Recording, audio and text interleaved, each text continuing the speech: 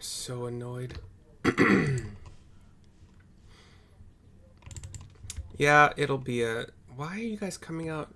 Okay, you guys keep talking so I see which source is the right one.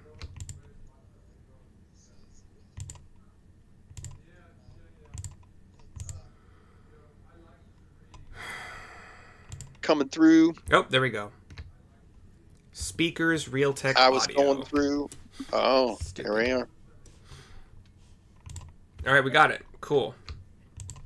All right, so didn't notice in the beginning of the video, but quick recap: the group has killed all of the others except for the she-elf. They started to explore this large open area room with a few breaks in the roof, providing some visibility in some certain patches, and that's where we're at for session 49. Probably not going to hit 50, but I believe we still have an initiative order going on. Did I document? Okay, I documented that. Okay. So,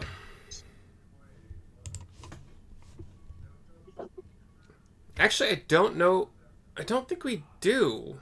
I think we broke initiative to just like let you guys kind of do your thing, looting, looking around that other room you just fought in. I don't think we have initiative going right now. So, I think you're right. Without initiative, what are y'all doing?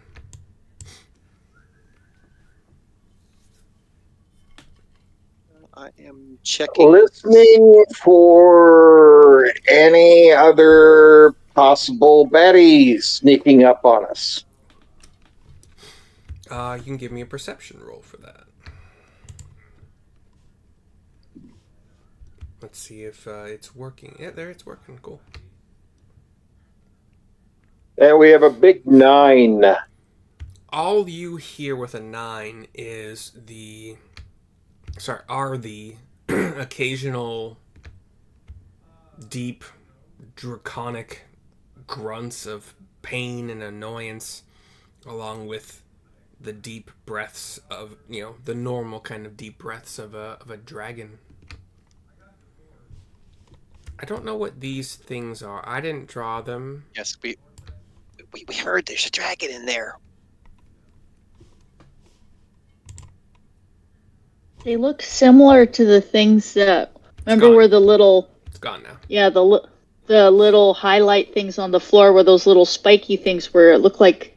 Yeah. They look similar to that. Easy to delete. We're good.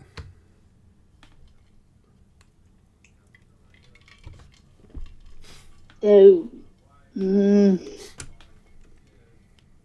I wonder if there's some way for Neil to fly up and peer through the roof, through the holes in the roof.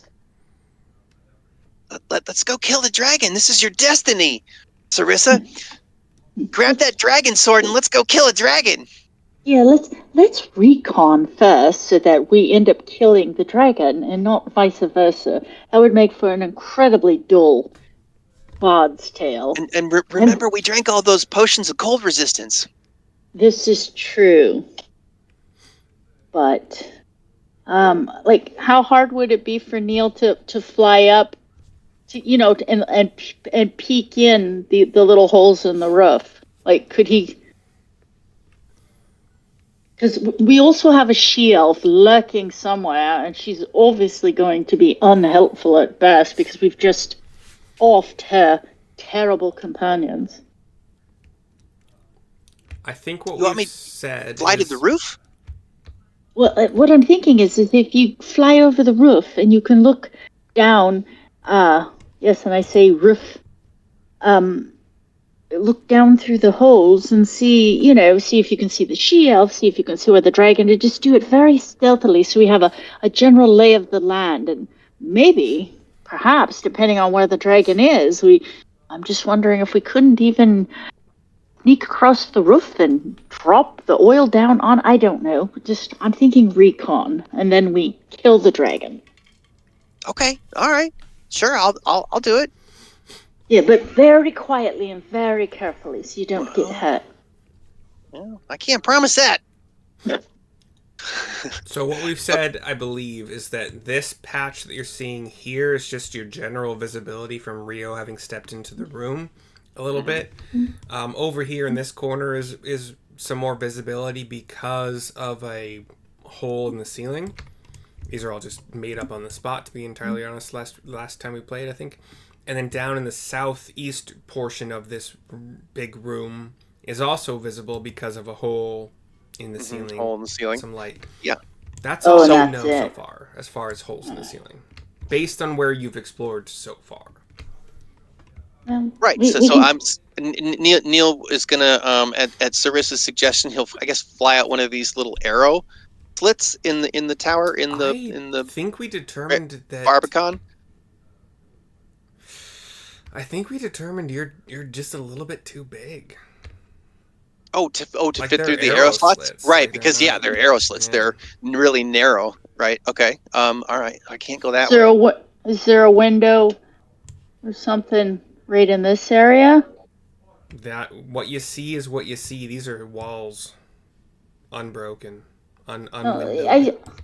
I suppose Neil could fly straight up through the hole that's right up directly There's above. not a hole directly above. This is just your visibility from walking into this room. It's more visible down here because of the hole that's in this ceiling, granting more light.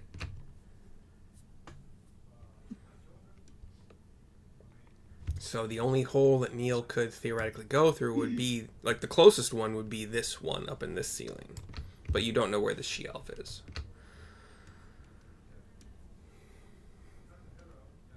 I don't see a way out. Yep. Well, you guys decide what you want to do, and we'll do it. Well, we know they're in there. I mean, I don't know. You know, I'm pretty gracious when it comes to, like, reactionary stuff. Like, I allow you to do a fair amount with holding your action. You're not in combat, but, like, same principle kind of applies. So, Rio, perhaps you could sneak in and stealth along this wall down towards the south and see if you can see some more. And, Yep, that's my next move. be very careful.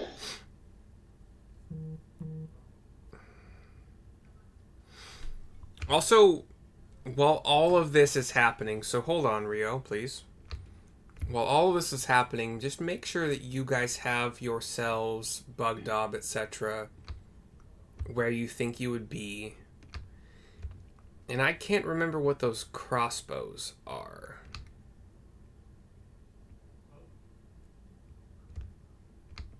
I don't know why they're on the map. I can't remember what they're supposed to be.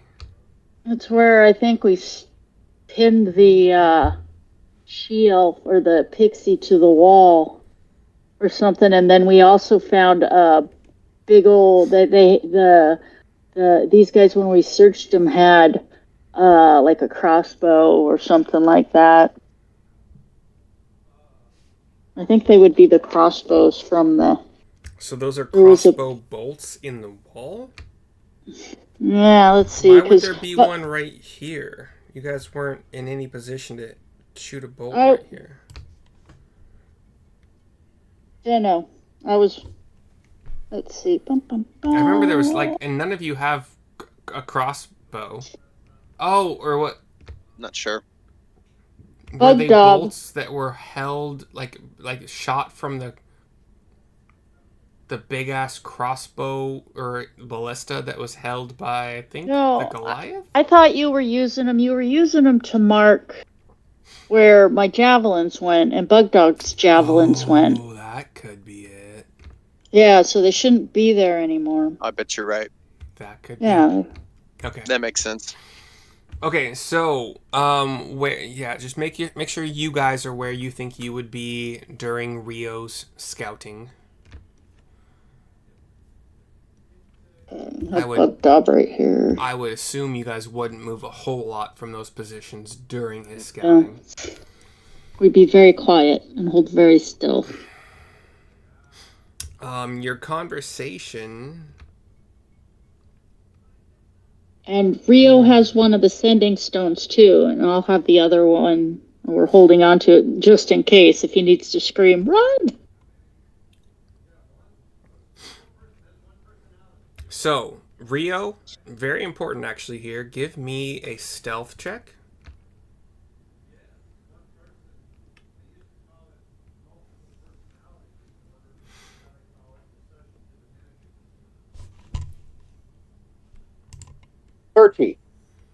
You suck. It's ridiculous. Redonkulous. And it is a crit, by the way, in case anybody was wondering if you can't see it, which I think it probably is going to show up on my... Somehow, maybe like Legolas style, even though there's snow on the ground and you're just able to lightly, gingerly walk across it in the exact perfect places to make no sound at all above what could be heard maybe by, like, you know, over like the wind that might be coming into the ceiling and like the holes in the ceiling.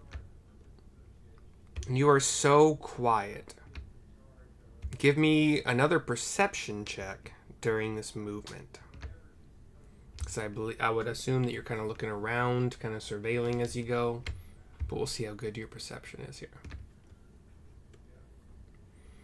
Because you're focusing... Another crit. 28. Fuck off. Whoa! So even though you're focusing so good on foot placement and... God, this is the episode for it, isn't it? As you're kind of rounding, like, right around here-ish, and you can move your token back if you choose, but as you're rounding right about here-ish, you're catching in this direction. Let me defog it. Let me, if I remember how to do this after it's been so long.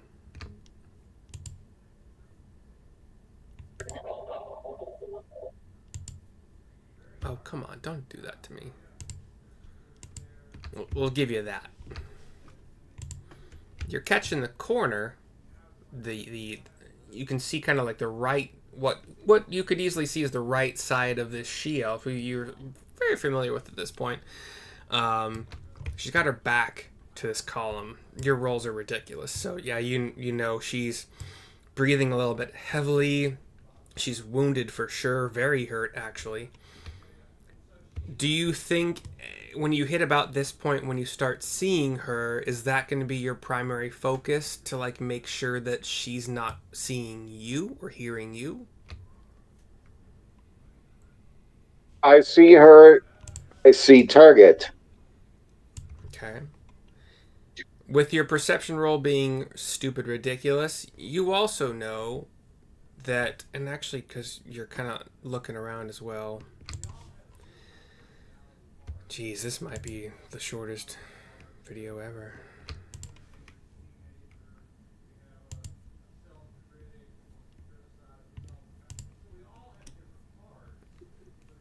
From where you are right now, given your dark vision and all that shit, you probably have like a good... This is what you see, just barren floor, but you hear with your stupid perception. This is the direction of the dragon breathing and other various sounds. It's to your southwest.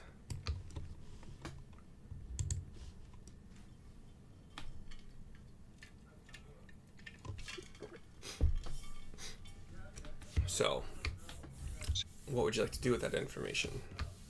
All of the information. Number one, take out the she-elf.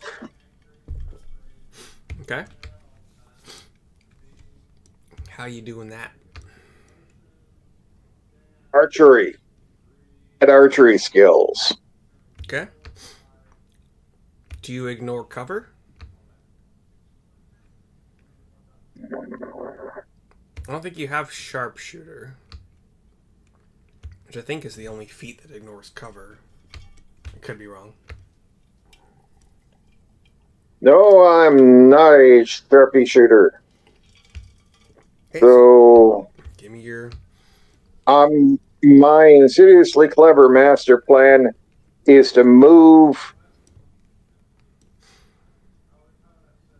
to get her out of cover and then shoot. Move to get her out of cover. Okay, so you want to move. Move to where I am, to where I have a clearer shot. Okay. Move your token where you think that you would do that.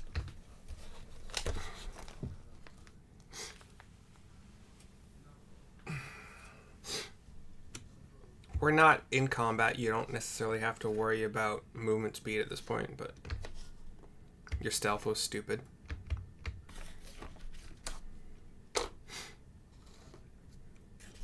Your stealth was bullshit.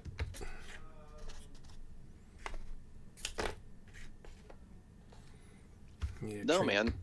Rio's just the king. I need to train my dice to kill you guys.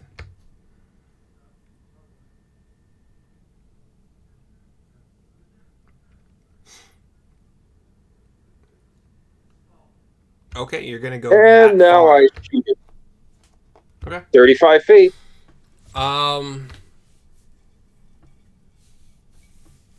Since this is in preparation for an attack, to move that far, I'm gonna need one more stealth roll. Hey, let's see how lucky I am. She rolled. What?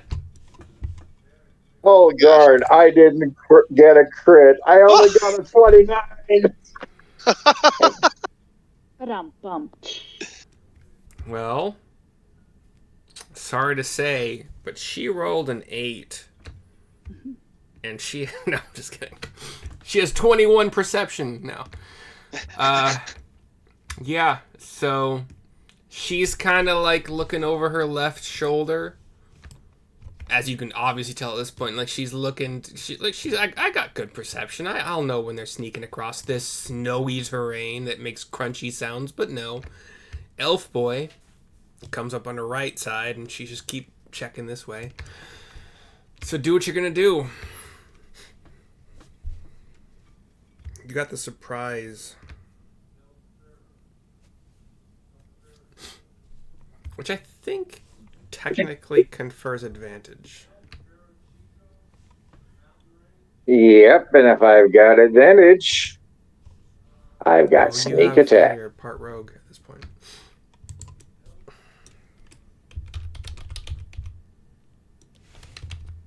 So the first arrow I rolled a 27. Yeah, that'll hit. Yeah. So basic damage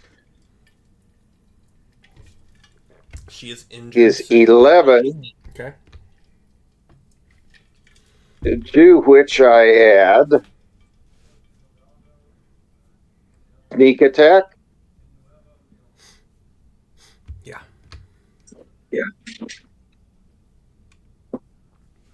Another 3, Weak. Okay. And then I guess colossal. and then Colossus Flare, which is a D8.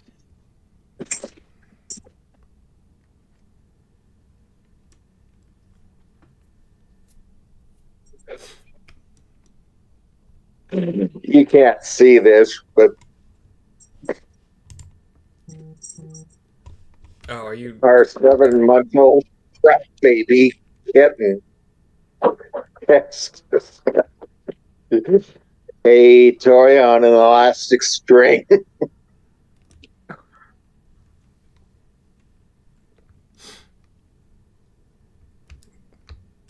And that adds another 6. So 20 points of damage with the first arrow. How do you surprise and eliminate this she-elf with your one arrow?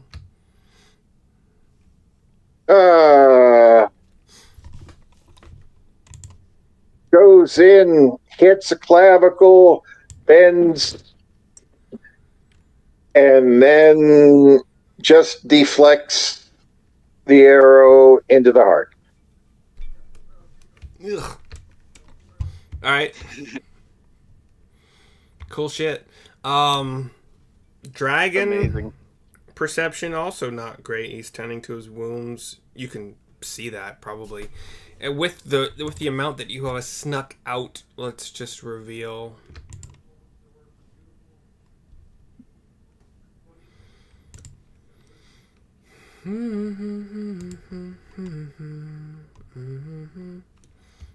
Ignore the mini dragons. I'm not entirely sure why I put those in the map. I'll have to figure that out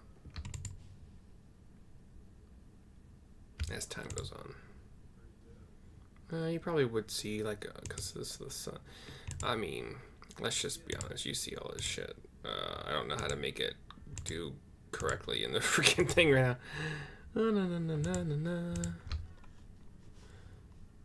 Finish.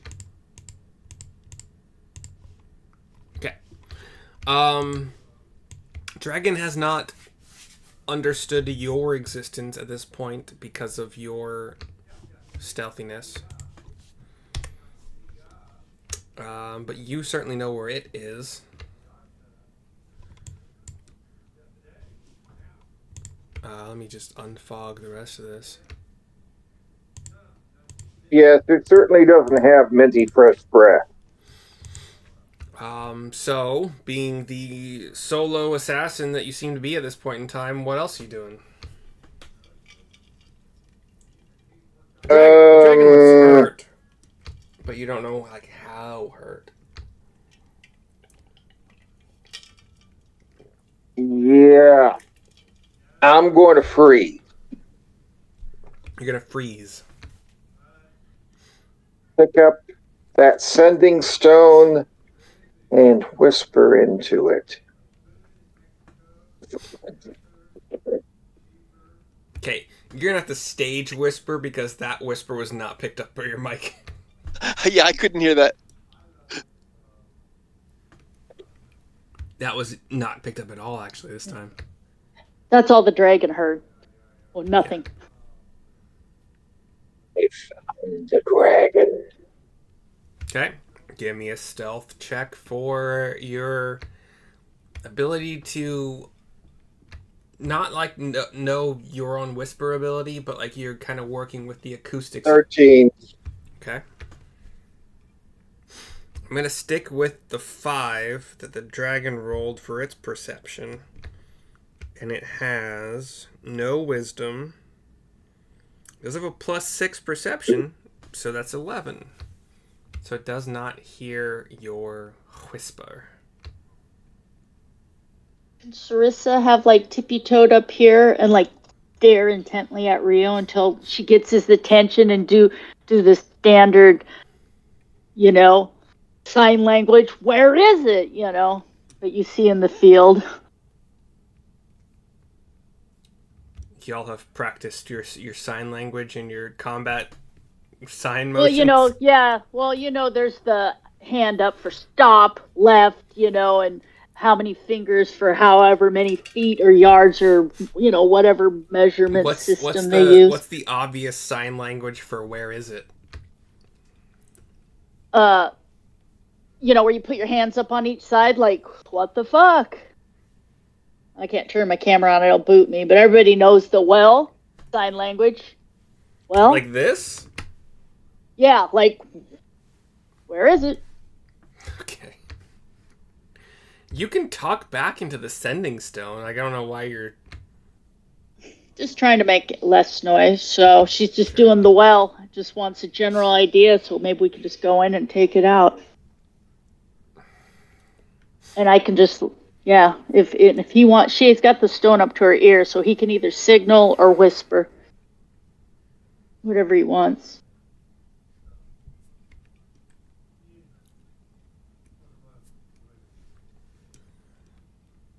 So, Rio, you see, I would assume, like, you have an eye on the dragon. You're, like, have an eye back toward where the rest of the group is.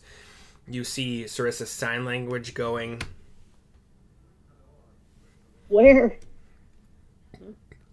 You can interpret that hand motion however you, as a character, would interpret it. Right, and then I point to where the dragon is. All right. And So Sarissa- Sarissa now. Yeah, Sarissa sees the direction. Yeah. Are you staying where you are, Rio? Took my 30. Oh yeah, I can move again. Yes.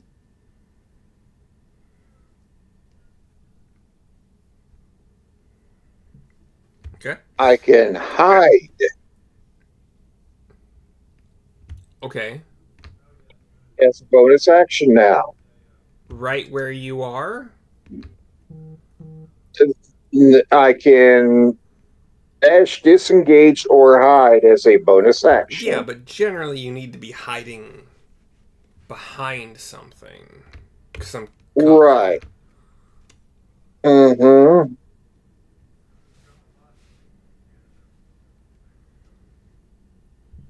And I need some cover now. Okay.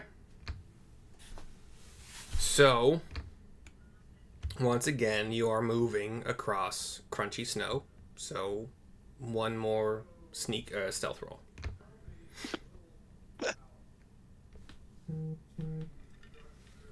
Only a 24.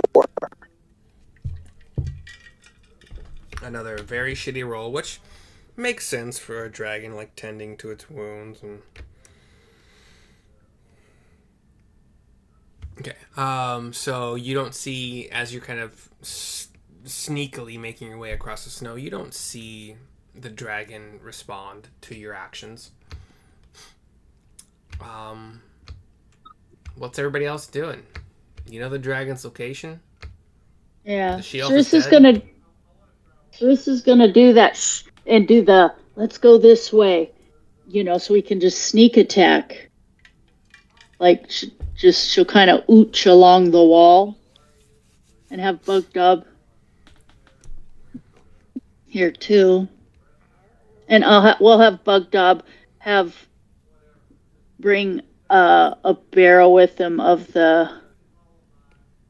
so he still has one of the fire stuff. But yeah, Sarissa will scooch down, like moving like a millimeter at a time till she can get to the corner and just kind of look around the corner real quick to see what she sees. I'm assuming this is the corner right here. That is certainly a corner, yeah. Although you move, there we go. So a couple of things just to keep in mind. Bugdob is strong.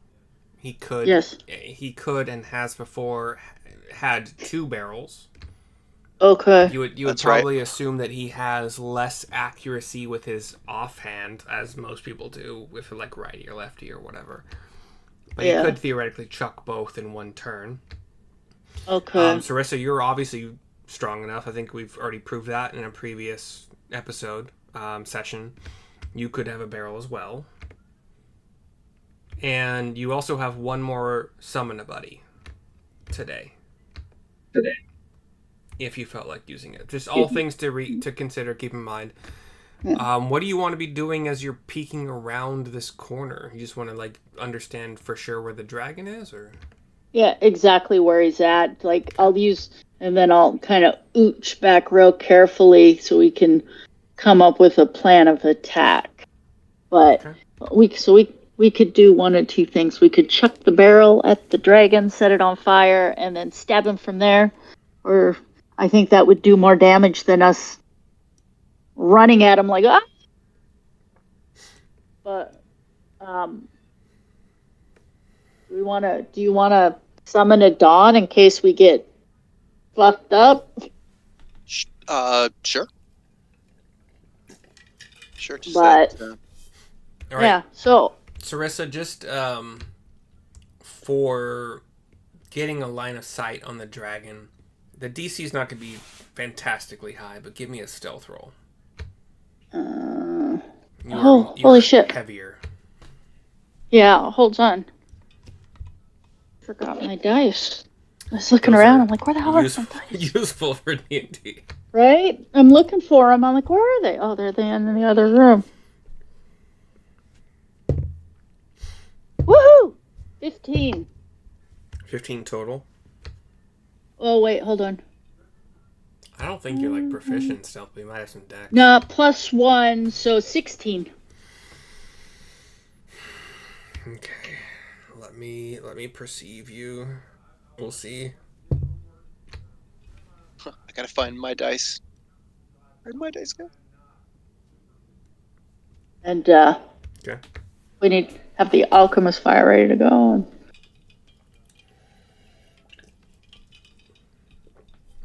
As you hit this corner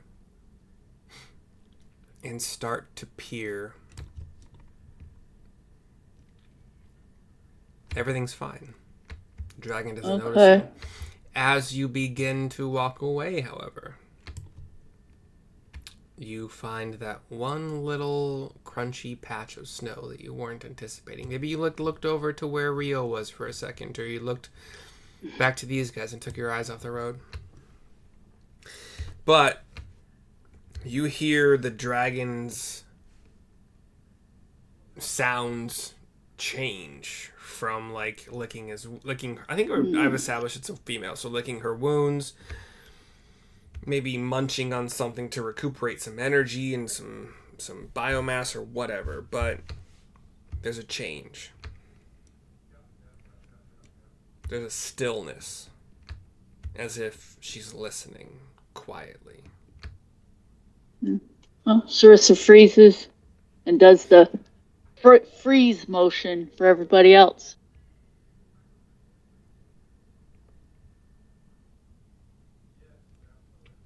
You hear, like, the dragon's kind of been like curled up, kind of, just as a dog would around a fire or whatever, but you hear it stand up on all fours now. You hear the breathing, but it's quieter. It's still trying to listen. It gives a loud roar. Oh no! Like, So, go ahead, sorry. Okay. Let's. Okay, so it gives a loud roar as if trying to scare you guys away. Scare anybody away. We'll still just stay frozen. Like, I'm gonna fucking devour you. You got nothing on me.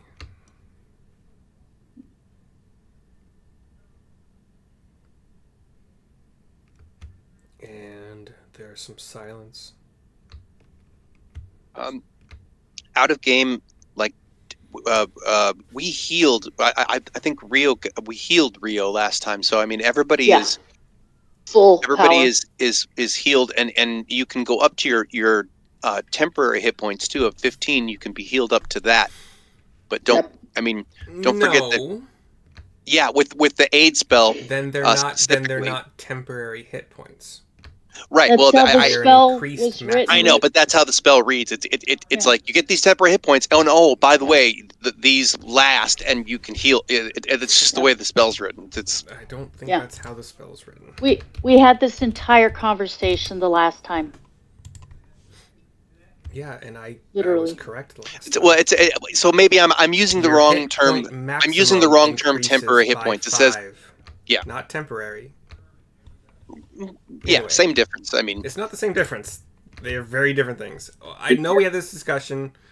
I just wanted to let you know they are different things. So saying the word no, temporary hit I points see what you mean. Yeah. is very bad. But yeah, So then You guys you in could your heal. character sheet you actually have to go like increase your max hit points somehow manually. it's very easy. You just click hit point max and just change it. That works. But yeah, I know that there was some healing after or during the session last time. I would hope that has all been mapped on your character sheets from last time. Spell slots removed, etc. Yeah. Mm-hmm. Okay.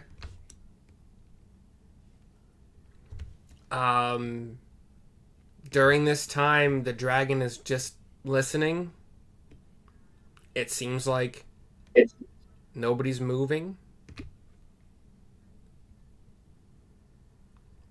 After a short period of time, like not a smart dragon, just goes back to doing its own thing. Maybe she heard some weird crunch from some critter outside. She don't know. The difference between your stealth roll and her perception was not that great, so she wasn't on high alert. She was on sub alert, but she's back to licking her wounds. You can hear the sounds that you heard previously.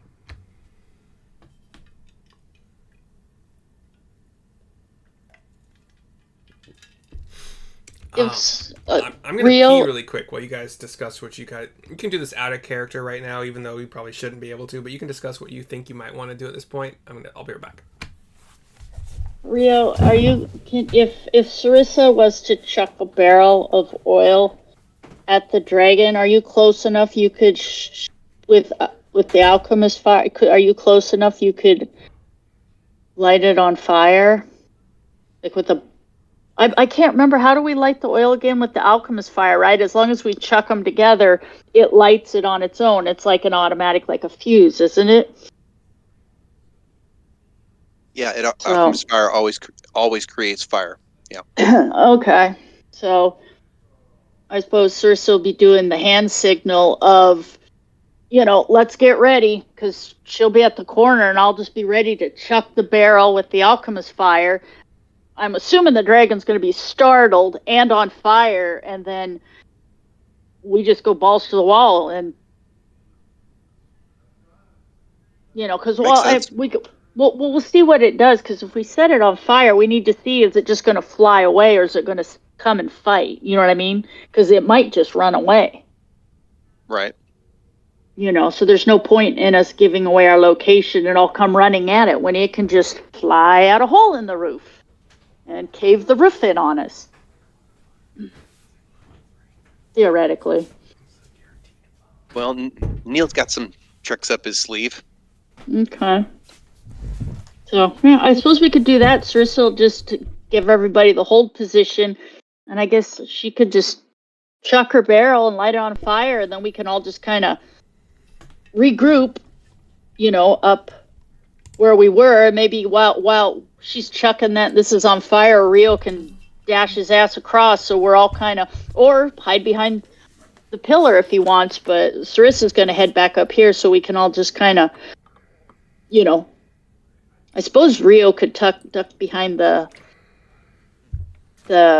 pillar, and he's got his little standing stone. He could let us know what the dragon does, but... Or Sarissa could just stay right where she is and just wait to see what the dragon does. Because I'm around the corner, so yeah, I guess I could just do that. Don't forget your dragon sword. Yeah, no, I've got it. What does your dragon sword do? Your dragon's just extra damage, or?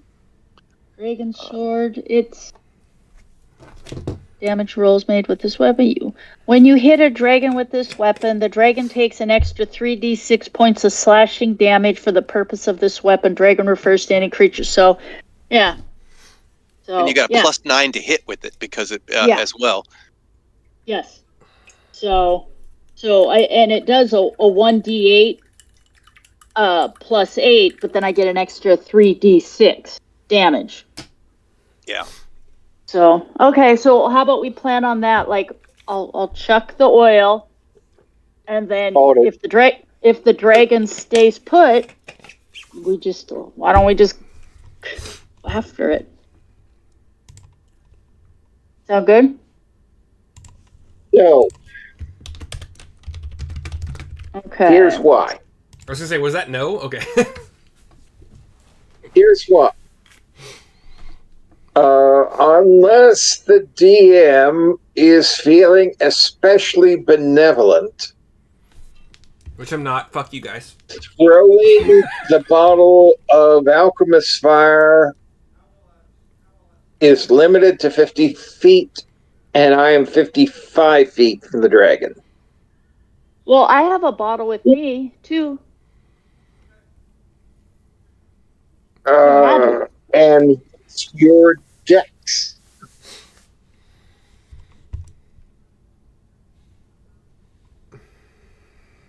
Dex is +1.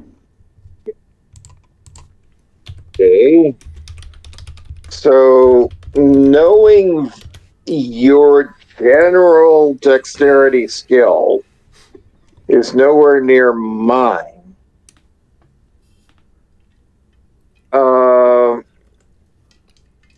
I'm going to want to back up your throw of Alchemist Fire with mine.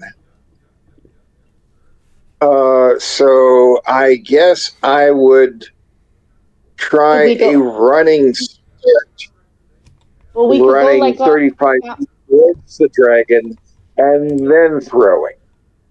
on the count of 3. Like I'll chuck it, and like we go 1, 2, 3, and you start running, which might make the dragon look right at you, but that'll give Sarissa a chance to just chuck the barrel of oil at it. It's a big dragon in a corner, so hopefully, Or I could use sling. And I do sling with me. Sweet.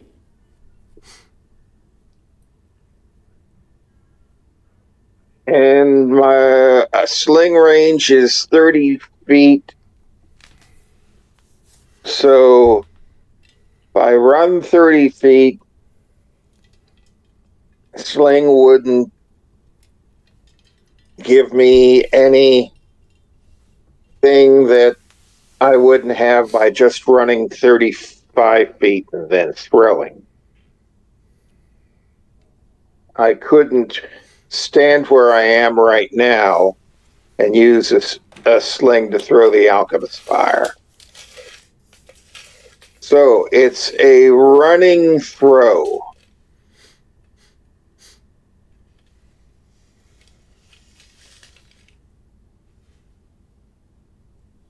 Or I can use a spell. Before you throw the oil, I summon Beast of the Air. And then have the beast take the Alchemist Fire from my hand and drop it on the dragon. That's an idea. All right. Here's what I'm going to say right now. If this out of combat conversation happens for any longer, I'm going to add 10 hit points to the dragon for every minute. Running throw.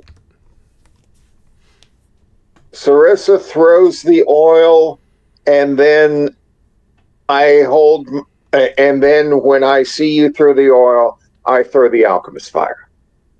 Perfect. Have we started? Is this it? That's my insidiously clever master plan. All right. It feels like things are kicking off. I want to make sure that you guys have Adon, Neil, Bugdob, where you believe they would be for the kicking off of these things. I agree with where my guys are. Yeah. Okay, so Bugdob's way the heck back there. Adon is way the heck back there. Does Bugdob have his 2 barrels, and is he going to be... Well, you can decide that as part of the initiative. Well, as part of combat. She-Elf is gone. Let's get... 18. Is that your initiative roll? Mm-hmm. Okay. Let me do a Don. I was going to say, let's get your last initiative, theoretically. 13 for a Don. Theoretically, too, we could have, as Sarissa chucks her thing, we could have Bugdob be running up and chuck a second You could. barrel. Yeah, so we'll do that, and so he'll end up sucked up against the wall next to Sarissa after. Sorry, He'll chuck his oil. Bugdob's initiative? Oh, Bugdob's initiative. Oh wait, sorry. Neil? Did you roll for Adon? Yes. What was Adon? Adon 13? got a what was it? I think it's 13 because I both just an typed 11. Yeah, 13. 13. So Adon is 13. So Rio, Sarissa, Bugdob initiatives. Okay, so I got Sarissa is. Let's see what is my plus for. Sarissa is 17. Wowza. Yeah, usually I roll really terrible for. Rio, have you rolled your initiative? No, I think I better do You that. better do it. Initiative Bug Dob is a 9. Okay. 8. Wow. And what is Neil? 18. Oh, holy shit. All right, let's figure out where Cryovane rolls up. That's a cocked die. Ooh, it's a natural 20, baby.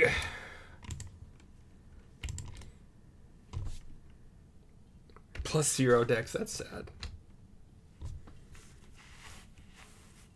So it's all going to come down to whether or not this is a surprise round or not.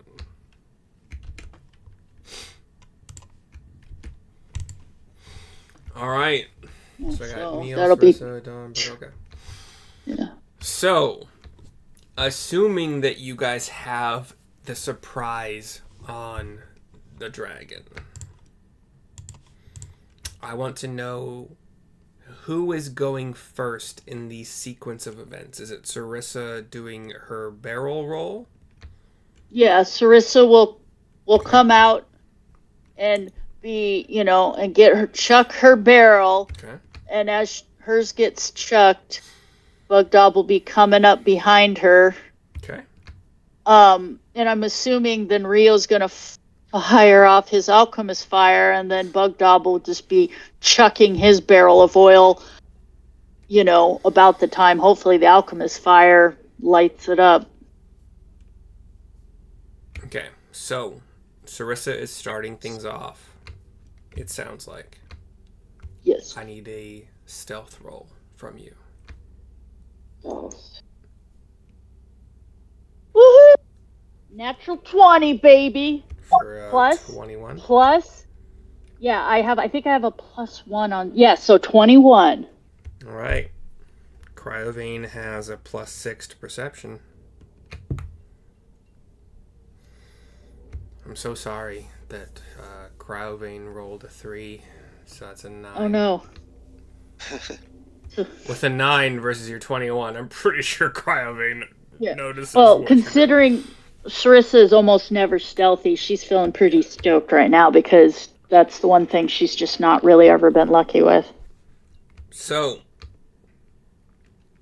Sarissa steps out. We do actually need, I think we called this a strength check last time. Because Yes. Bug Dob, very, very strong. You're strong, but you're not ogre strong. Although you have ogre, whatever. Yeah, give me a strength check.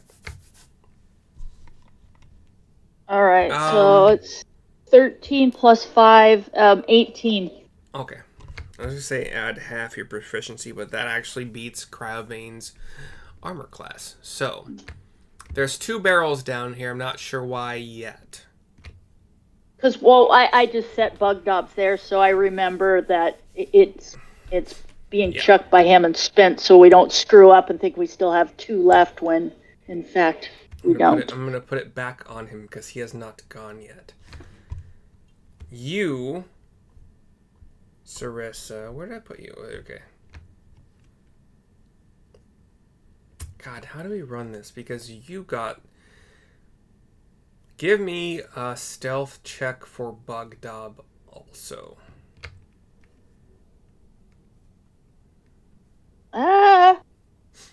It fell on the floor on my foot, so I gotta roll again. Bug Dob got a 16. Okay. Alright. I am burning all my high rolls, though. Bummer. Neil, did you want to do... Okay, so here's my question. Do Neil, Adon, and Rio also want to test their stealthiness against Cryovane? Or do you want to just allow Bugdob and Sarissa to do this opening gambit? Yeah, I'd prefer that Adana and Neil stay around the corner so that For healing purposes. they can jump out after things have started. Okay. Yeah, running directly towards the dragon and throwing the alchemist fire, I think is going to require a stealth roll of around 70. So I'm not even going to think about that. Okay. So Bugdob does pass the stealth roll, gets the surprise. Sorry, I'm moving him, but I guess I don't really need to. He does get the barrel near enough to Sarissa's barrel. And where do you two move? Like, let's say you have about 20 feet of movement speed, both of you. We'll just suck right back up against the wall around the corner, just like, up against the wall, like, okay, and be looking at Rio to be like, and if his eyes get really big and he gets the oh fuck look, then we might hightail it out of there. All right, so is that it? I've given you all a chance to do something on this surprise round.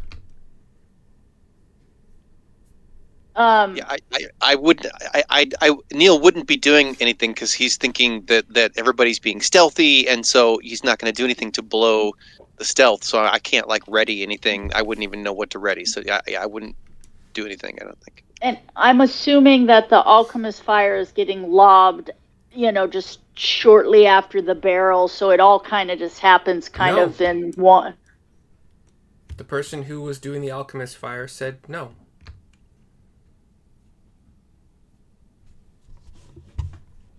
That's why I asked. Okay,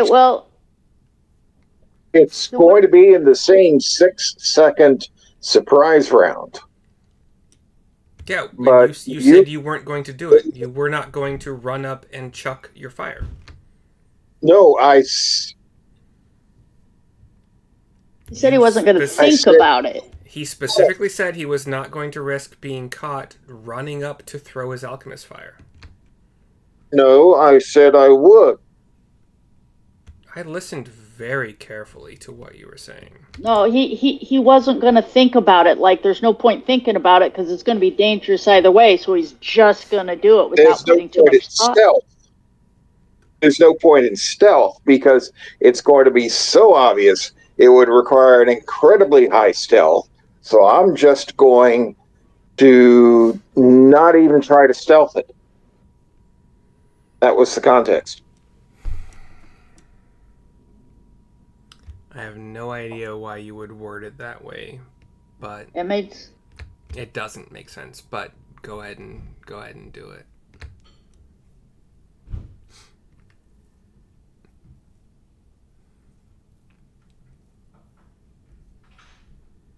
So she throws oil, then I, with my lower initiative, then throw the alchemist fire. I believe you were initiative of 8. Yeah, you were literally right after Bugdob. Yeah.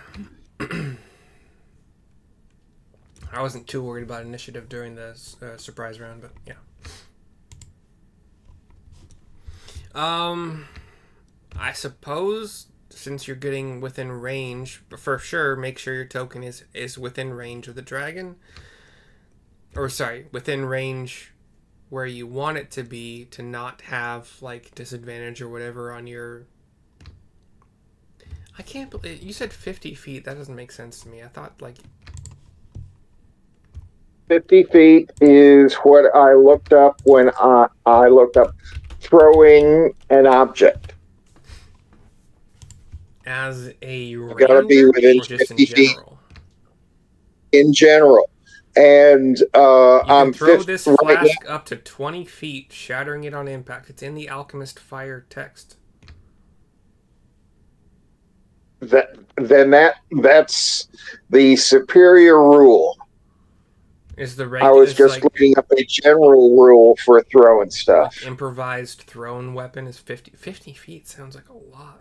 Yeah. Right. So I'm just going to run at the dragon, and then throw it. Okay. I'm not going to try to throw it from where I am. Yeah, let's like move your token to where you think is a good place. Like, I mean, I am not. I'm athletic in the sense that I've played soccer and hockey. I've played a little bit of football. I can probably throw pretty accurately 30 feet. Like, pretty damn accurately. Like, possibly even through a tire, and I'm not that great. So, as a ranger, I think that your accuracy is probably pretty strong. Like, you could probably even hit from, like, back here pretty easily. Although, whether or not you've been practicing throwing broken empty flasks or whatever is another story, but you're a ranger. You're an elf. It is what you do. But yeah. Okay. Well, let's get that roll, that ranged attack roll. Assuming it isn't absolute garbage, I think we got something going here.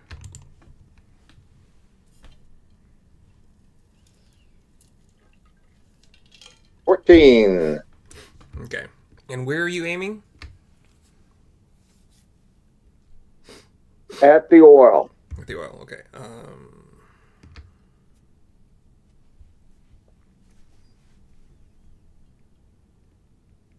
Yeah, I can't really see a scenario where that's not enough. I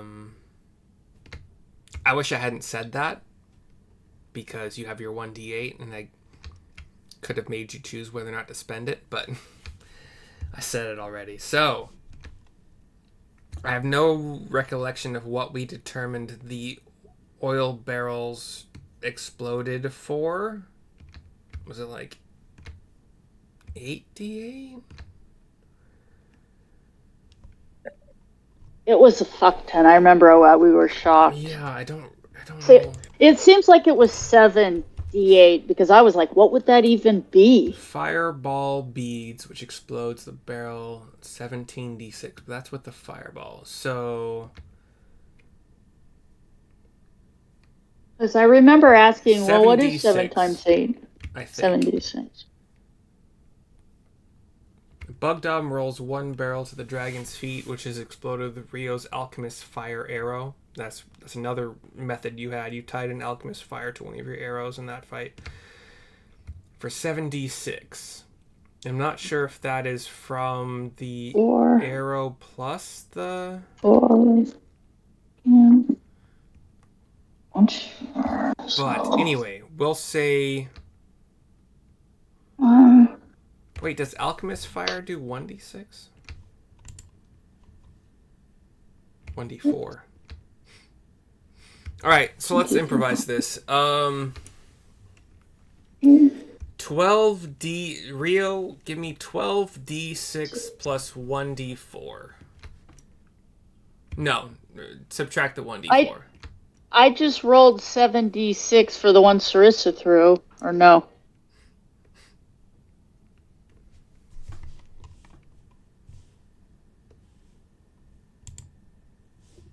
$49. Okay. With 49. Okay. The dragon is hit with a massive blast of fire. Like a big old, like a fireball times 4-ish. Whatever, it doesn't matter. Dragon flambe. The dragon is quite angry. Loud roar. Like... and launches into the air. Like, let's just say the ceiling is... 20... 20... Let's say 30 feet. 30-foot ceiling. launches into the air, and we are at the beginning of initiative now that all of the surprise round has happened. Launches into the air, moves over to here. You see this little guy who I kind of tried to describe to you earlier. Yeah. I've not rolled initiative on that.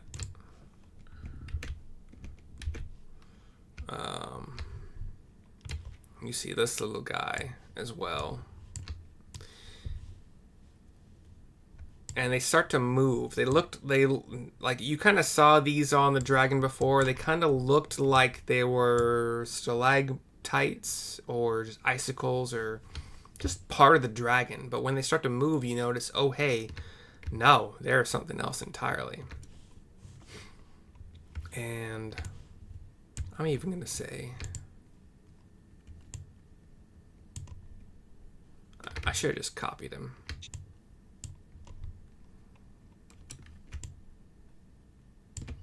One more. Clinging to the dragon.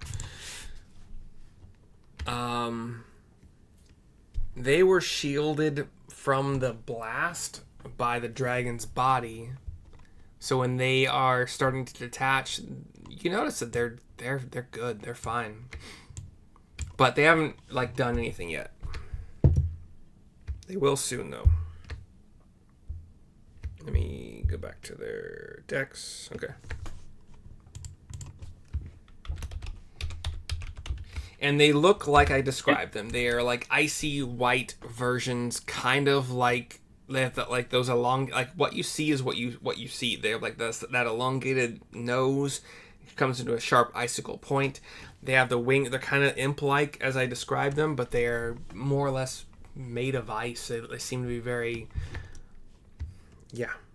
The dragon, with its turn going first with that nat 20 on the dex, is going to do what dragons do and unleash their breath. Unleash her breath. So I need a Constitution saving throw from Rio, Sarissa, and Bugdog. And how far in the air is she? Is she just kind of like 20 feet in the air, something hovering over us, pissed off? Somewhere around 10 feet up. Okay, so she just... Constitution. Used most of her movement to just get into cone attack range. All I only right. have 1d8. It's going to be a lot. 14, but I have a +2, so 14, 15, 16. Oh wait, is it a saving throw? Yeah, hold your actual numbers for a second while I roll. Yeah, but, I have a saving +6 throw, actually on that. Yeah. Okay, I was looking at the wrong. So 14 plus. And my con roll was a 10. 14. Sarissa got a dirty 20 because I have a +6.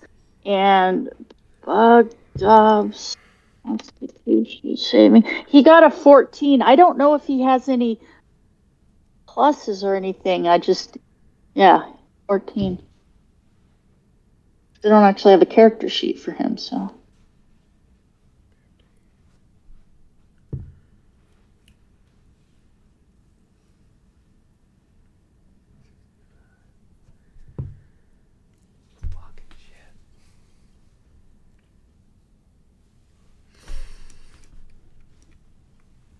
Okay, I did ask you guys to hold your saving throws so I could calculate, but you didn't. So you're going to have to give those to me again. However, I rolled fucking hot. I rolled really fucking hot on those dice. So, give me your saving throws now, please. Rio 10. Okay. Sarissa has a dirty 20. Okay. And Bugdog, like I said, I don't have a character sheet, so I don't know if he has any pluses, so he has a 14. I had a character sheet for him a long time ago. I sent it to you guys. Yeah. I don't know. It seems like his constitution and strength were really high. Did you say 14 on the dice? Yes, he has 14 on the dice. We're gonna just. I can't imagine him having less than a +1 for his con. So. Yeah. So 15 for Bugdob. So Sarissa's a dirty 20. Bugdob is a... The DC was 15. So anybody that got below a 15 is going to take full damage. Oof. Well, actually, we have if it's cold, we have resistance to cold. Hey-o. So half and a quarter then? If you saved, you take half, and then you reduce that half by half, which makes a difference by like 1 hit point, because odds get rounded down. So the damage total was higher than this, but I'm just fudging the numbers because I don't think you guys could survive it. Well, but I forgot about the ice resistance, so that's on me. 65 So cold 65. damage. So and half of 65 is... So Rio, you take half of 65 total. 32. Yeah, rounded down, yeah. And then Sarissa and Bugdob take 16 each. Okay. 16. No, wait. 16 damage. And then let me take that off of Bugdob's.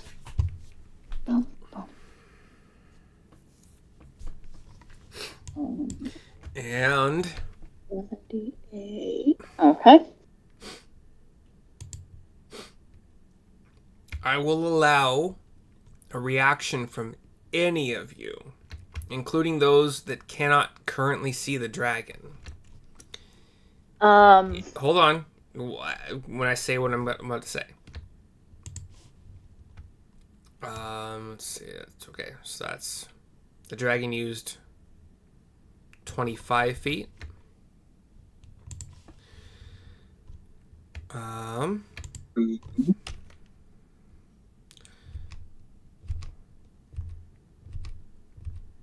Wait. Oh, hold on.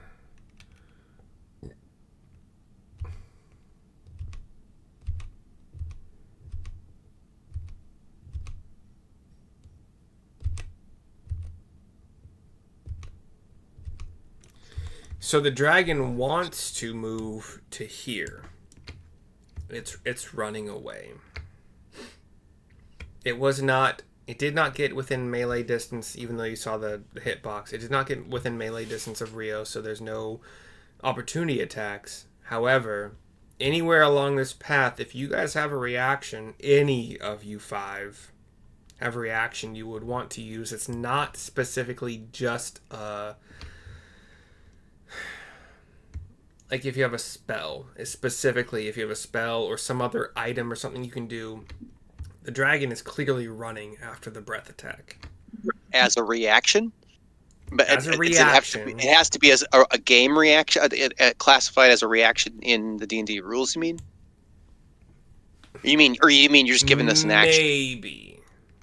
Give me an idea of what you think could theoretically be used as an action if you want to try to keep it from escaping, and I'll let you know whether or not it's just too much. Keep it from escaping.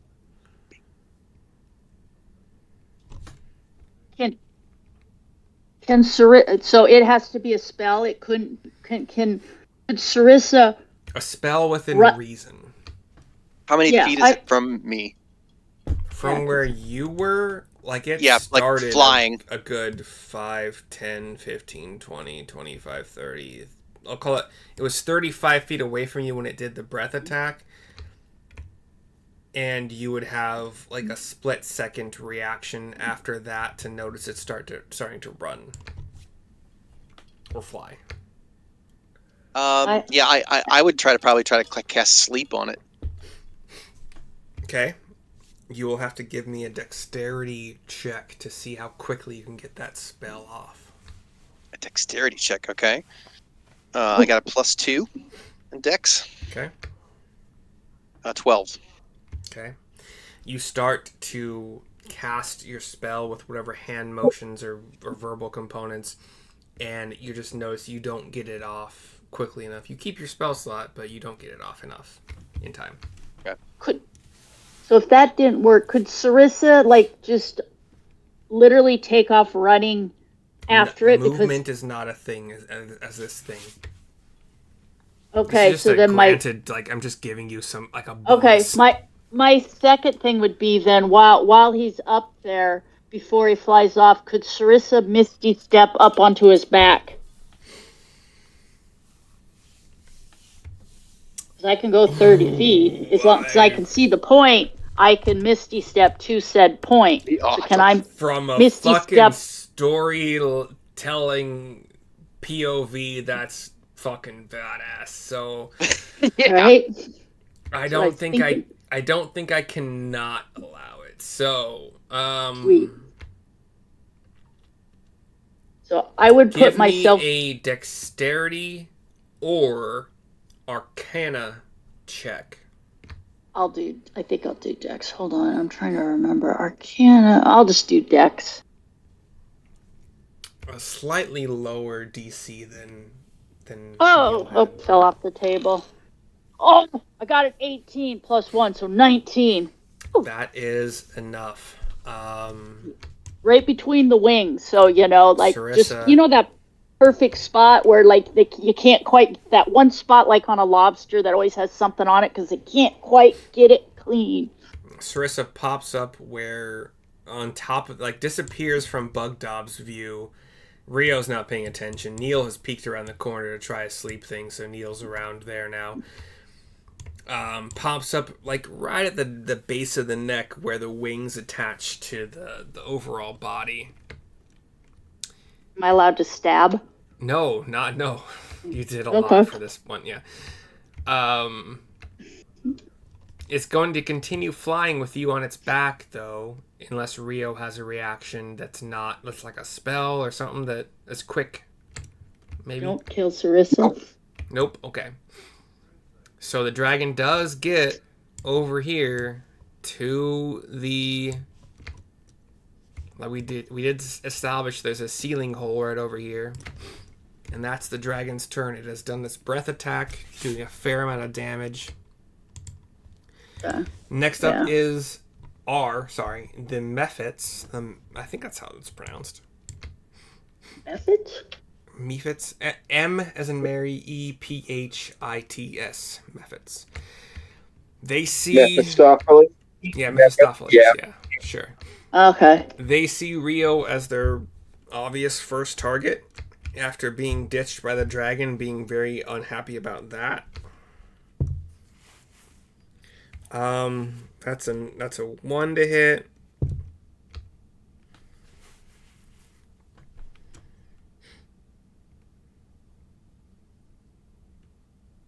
Yeah, okay, that's what they do. So it's a 1 to hit. It's a 10 plus 3 to hit. And it's an 18 plus. Does 21 hit you, Rio? 21 will hit, yes. All right, so it's not a lot, but it's, So they all run up to you. They all start to claw at you. One of them does 4 slashing damage. Oh, plus... Okay, plus cold damage. So 4 slashing plus 1 cold. So you have been surrounded by these annoying little creatures, and they're swiping at you. One of them hits. 4 slashing, 1 cold. That's their turn. And then obviously, you know what? Because of your cold resistance, you take 0 from that, but you still get the 4 slashing because we round down. So I think 1 just rounds down to 0 with whatever. Neil, you're up for your full turn now.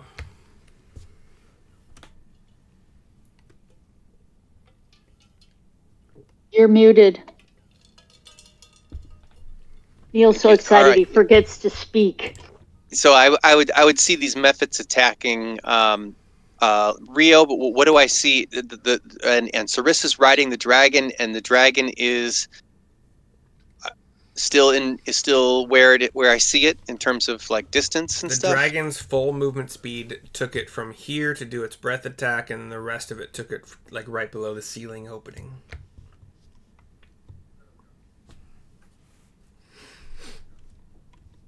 So about 50 Sure. as the crow Yeah. flies.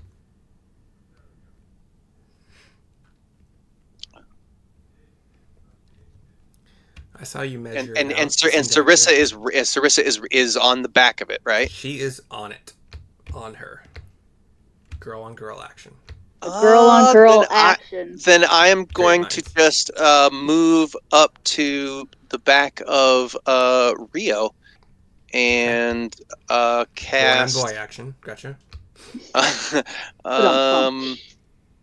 cast Cure Wounds at 3rd level. On the methods. Gotcha. No, on Rio. Oh, what? Why? Come on. Okay. Rio's gotta be looking rough. And that is 3d8 plus 4. Let me get my d8s. Oh, shit, I forgot to tell you, all healing magic is null and void. That's crazy. Right? Oops.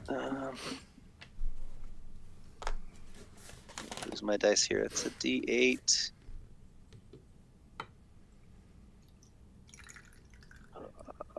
Yes, because I'll just roll 3 times. Okay.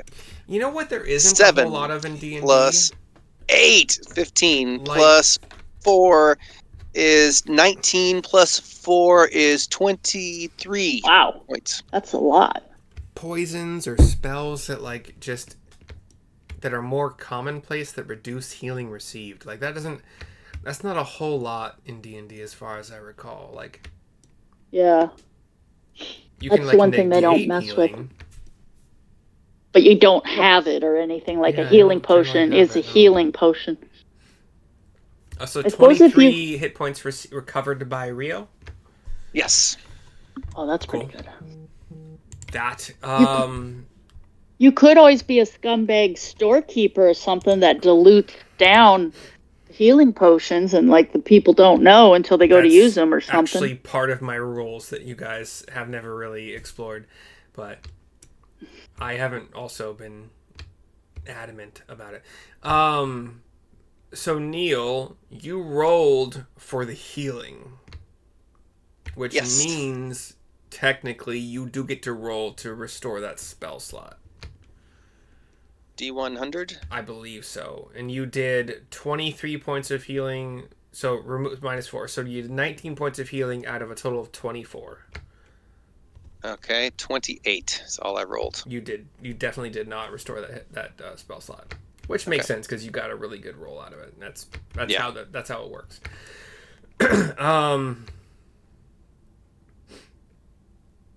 Anything else you wanted to do this round? Are your bardic inspos because I being the dear friend of Sarissa that I am, I want Sarissa to get the glory, and I'm happy that she's riding the dragon, so I'm good. Ride the I- dragon. I can see Neil. He's jumping up and down, pulls out his little notebook, and he starts stretching down ideas for his lyrics.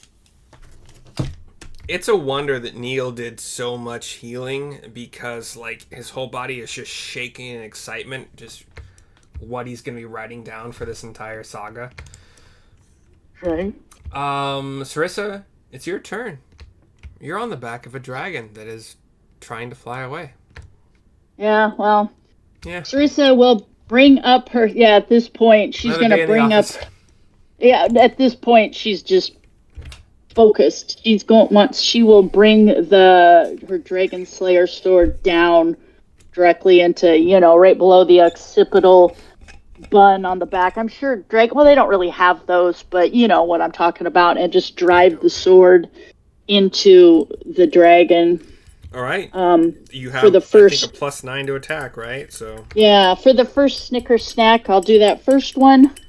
you are unfamiliar with dragon anatomy for the most part, so it's not like you have like advantage because you're riding it. So like, you're looking for a soft spot. So at 12 plus 9, so 21.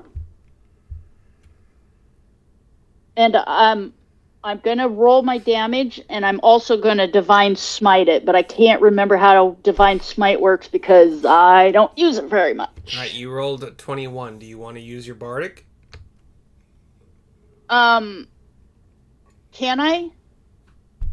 Just to be safe? Do it, yeah. Use it now. Okay. Okay, let me get out. Is that a D? That's the D8, right? Yeah. Okay. Bam! 8! I wish I could turn on my fucking camera. Hold on, I'll take a picture and post it. So, 21 plus 8 is 29? Does that work? I don't think I've ever rolled an 8. With your 29, you just miss not hitting the dragon. Oof. Oh. So it does hit. Yeah, it hits, yeah. So I have to roll at least a 29 for the next one to get it? Holy shit. No. I was going to say, there'd be no way to hit it then. So you'd have to get a here's the natural deal. 20. I was not trying to bait you into using your bardic. Yeah, because if I have to roll a 29, I mean, I'd have to roll a natural 20. I was just making sure whether or not you wanted to use your bardic on this roll. I wasn't telling you that you needed to. I wasn't giving you a hint. You got a +9 on that dragon sword, right? It's pretty good. Does the sword... Yeah. It doesn't give you any additional chance to hit the dragon. It just does more damage. No, it does more damage. So I'll just keep using it. So I got weapon or +1. It's plus +1. I don't know. It's magic. Yeah, it's magical for the dragon. Okay, so you hit. Okay. And then so for that one I need to roll the 1d8 plus the 3d6 plus divine smite, but I can't remember. Hold on, divine smite is a natural. I wanted to say 2d8, but I think it's actually I think it is 2d8. No, 1d8. 2 or 3. I think it depends on what it starts at either 1 or 2d8, but I. Yeah, and it goes up. Hold on, divine smite. When you attack, you get 2d8, and then an extra d8 for every. So I'll do it at a second level. Like at this point, Sarissa's juiced. Like she's just like. She's stoked. She just landed on the back of a dragon. Okay. So 3d. 1d8 for the sword, plus 2d8 for smite, plus the 3d8. Oh, you're doing it at level 2? Yes. Okay. So plus 3d6 from the dragon sword, plus your modifier. The regular d8, and then 3 more d8 for the smite, plus the 3d6. So 1d8 plus its modifier, plus 3d8 because it's second level, plus, okay, hold on. So, well, that one was a 5. That's not bad, though. So hold on, 5 plus 8 is 13, and then 3d8. Oh, come on the table. Okay, that's not good. 2, 6, and 7. So 2, 6, and 7. 2, 6, and 7. 6, 7, 8. And so that's 15. Let's see, where was I writing that down? So that's another 15. And then the 3d6. So that 5 plus 8 is, that's 13 plus 15 plus 5 plus 4 plus 4. So 5, 6, 7, 8, 9, 10, 11, 12, 13. So 13 and 13 is 26. 36, 41 points of damage. Okay. Nice.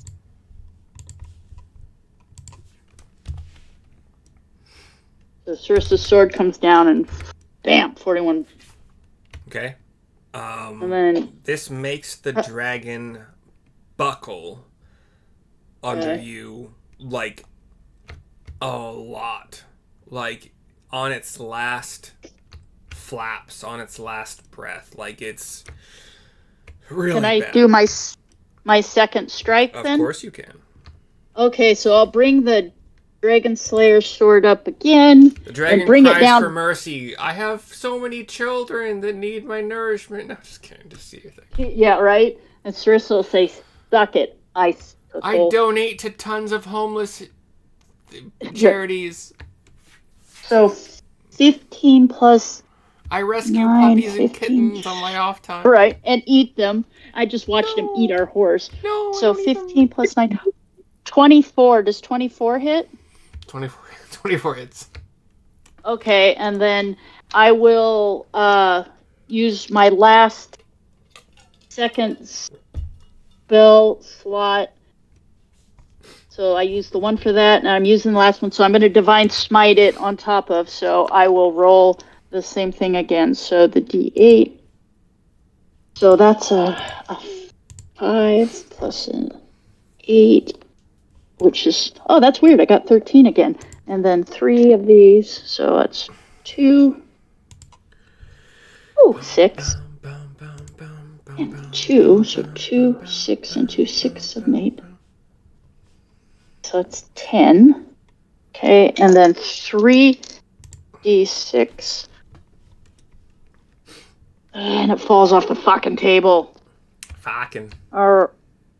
So I got a 1, a 3, and a 4. 4, 5, 6, 7, 8. So let's see. So it's 26, 27, 28, 29, 34. 34. Sarissa, the Dragon Slayer, anointed by the Finally. sword. How do you, riding atop the back of this fleeing dragon... Just kidding. It restores all of its hit points and it... No. Right? How do you You've missed. destroy the threat of this area? Sarissa will, brace her feet between the wings and bring the sword down, like in a swiping motion, and just basically kind of try to lop its head off at the neck, Because you got to be honest, Sarissa's not even thinking at this point. She's just trying to kill this thing because she's like, 10, 15 feet in the air on the back of a dragon that just tried to cook her. So, yeah, Sarissa doesn't... Unless Neil has been telling her over and over what he thinks would be good lyrically, like how he wanted her to kill the dragon, and then Sarissa would have done that thing. But no, Sarissa, nothing epic at this point. I will just stab down.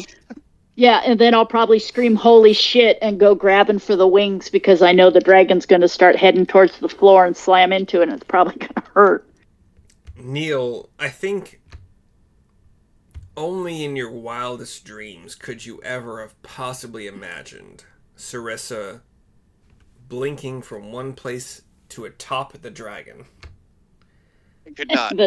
To ride it's going to be a great song. And slice it to its demise. Its head, yeah, lopping its head.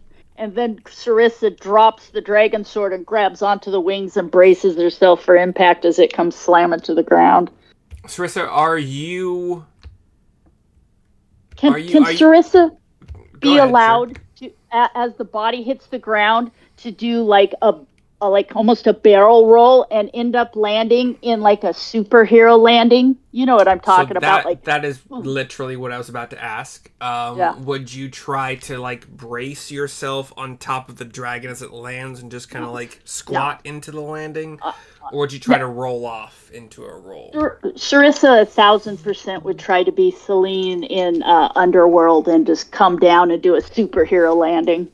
So you want to roll off the dragon into a landing? Yeah. Okay. That's a dex check. Yeah, like a roll, and then a tuck and you. roll, and then land. Come up and look like you meant to do that the entire time. I get you, but you're gonna have to roll for it. Okay, so dexterity. Oh boy. Well, Sarissa got a 10 plus. What do I got? A 1, so 11. So, the dragon slumps, thwumps, whatever word would describe it that's made up, to the ground after with that amount of damage, are you trying to cut? You're trying to cut the head clean off.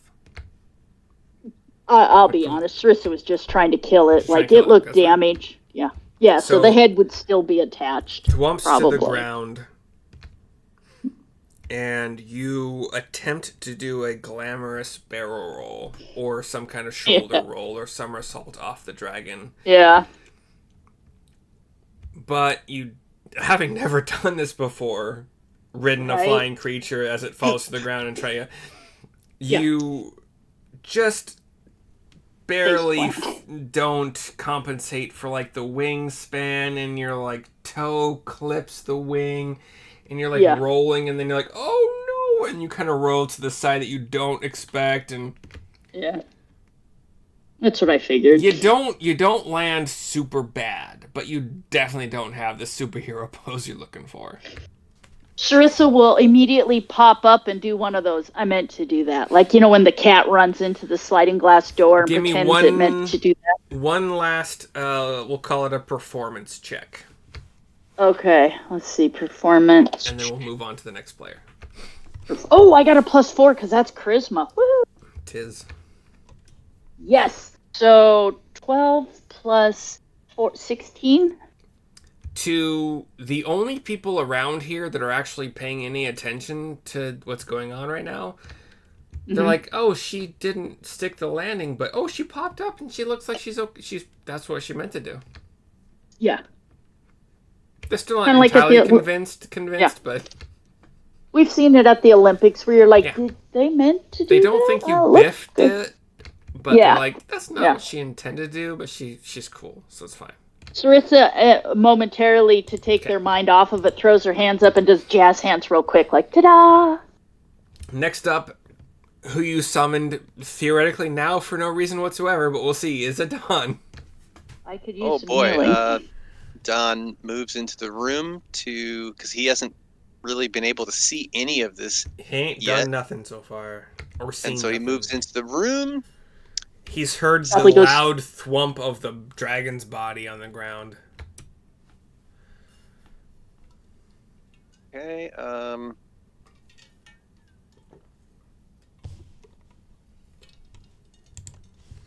and he sees the Mephits attacking Rio. And oh, that's right. Let's see. And he casts a Bane. On Rio, gotcha. And up to 3 creatures of my choice that I can see within range must make charisma saving throws. So Rio needs to make 3 charisma saving throws. All right, Dan. Oh, good. That's one bad. Come on, why do you make me roll this shit? Oh, they have +1 charisma? Why? That's a 2. A 3 to 1. Oh my god. All right, How they're is Bane. This life? Okay. How did I roll a 1, 2, and a 3? Not in that order, but yeah. How did that 1 become a 19? Did I knock it somehow? That's weird. Anyway. Yeah, they're all baned. Yeah, and that's his turn. Stupid dice. Boogdub.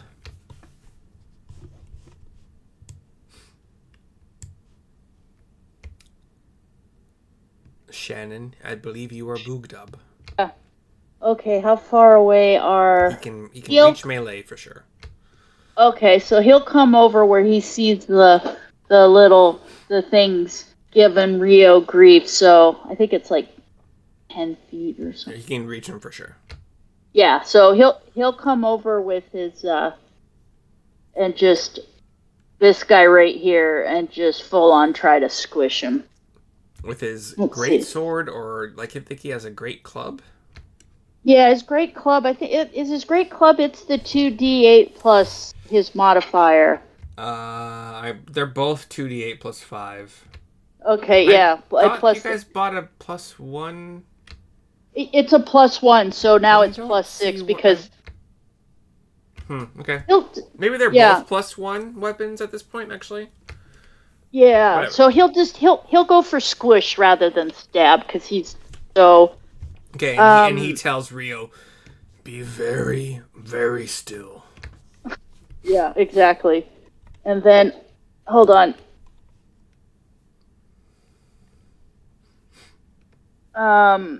So he got a 14. I can't, for whatever reason, I'm drawing a blank. hits. Does he have a? Okay, I can't remember if he has a modifier when he hits. It's like a plus. It's like is it a plus plus 7. plus 7? Yeah. the So plus one okay, that and then 2d8. No, that's the d10. Hold on. So, all right, he got a 7. 4, 7, 8, 9, 10, 11, plus 6, 17 points of damage. Jeez, with one attack? Yeah, Okay. he rolled pretty good. This first ice method is looking very, very bad. Minus 17, right? Yes. And just to take him out with his second blow, Bugdob will bring down his squishy squish Warhammer on the ice method again. So 10 plus 17, does that hit? Hits. Okay, and then he'll do the 1 plus a 3 plus, so 1 and 3 is 4 plus 10. Okay, so I need a dexterity saving throw from only Rio and Bugdob. Neil is just outside of the blast radius. Okay. So dex save from Rio and Bugdob. 15. As long 14? as okay. So you see a burst of ice, like an icy burst, move about 5 feet away from the centrality of the method that you just exploded. But you guys, So you guys both save. Okay. Oh, but I do have to roll for it. So where are you? That's okay. 3. So Bugdob and Rio both take 3 cold damage. Is it like you take half of the damage, or you take all of it if you saved? Well, if you save, you take half the damage. I rolled a 7, Okay. so that's a 3. Oh, that's right, because it goes down for the. Okay, so 3. However, Bueller? Anybody? However, what? You guys have resistance. Cold resistance. There So you we go. would take half of the So you half. both take 1. Okay, that's cold not so damage. bad. Not 3. Half of, so Keep track of what is going on with your character. Adal and Bugdob. Rio, you're up. You have 2 more methods on you. You've experienced a death burst. What would you like to do?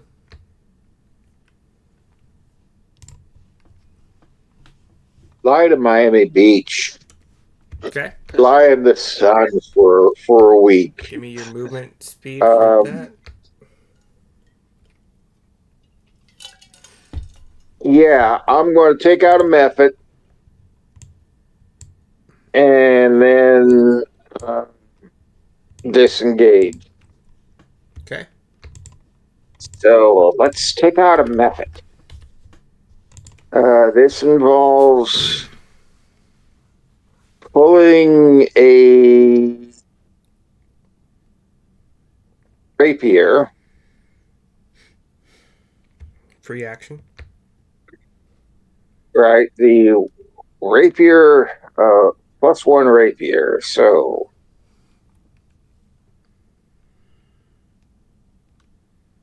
that's a 24 on the upper method to hit. Okay. Hits. This guy? Okay. That guy, yeah. Yeah.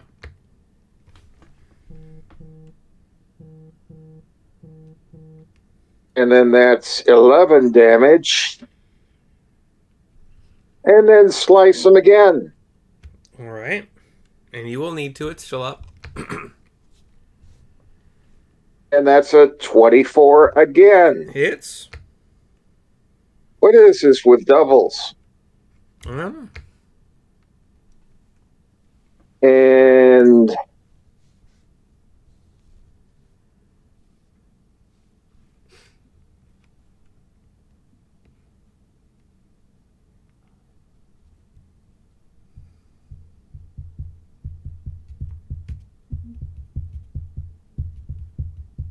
hang on just a sec.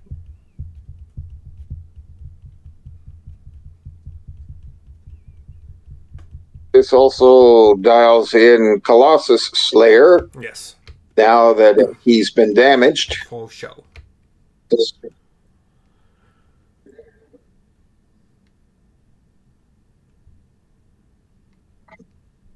that's a 9 plus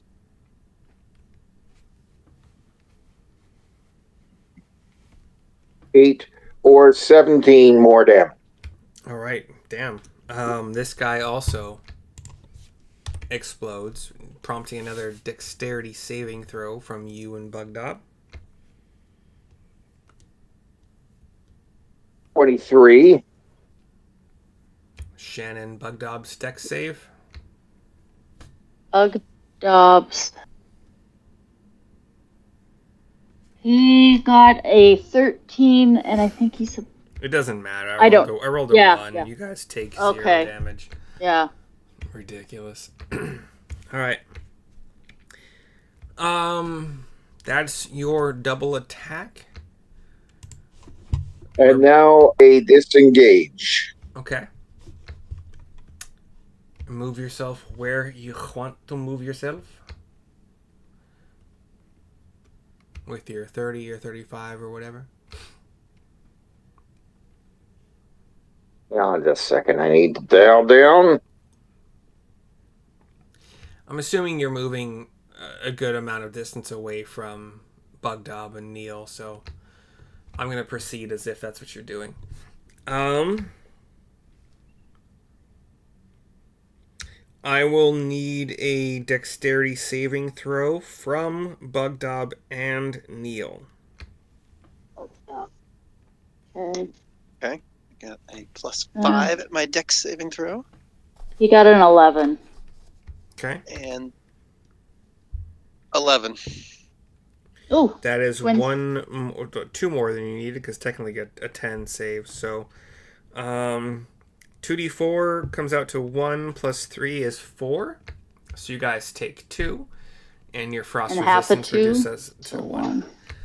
Okay. And the method So- sees that like you guys are like brushing off, even the small one is brushing off the frost.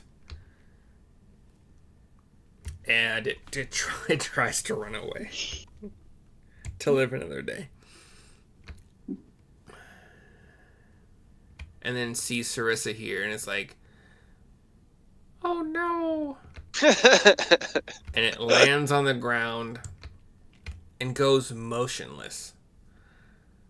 And when it goes motionless, all you guys see is a stalagmite where you thought the method was. Huh. Huh.